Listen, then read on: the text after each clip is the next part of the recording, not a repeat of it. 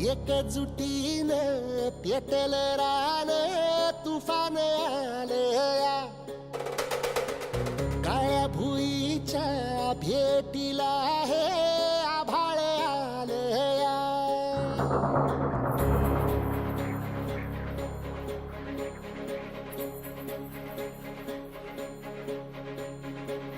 एकजुटीने पेटल रान तुफान आलया आपल्या डोळ्यासमोर दिसतंय मला दिसतंय ना की हा मुलगा मोठा होणार ह्याला नोकरी कुठे मिळणार.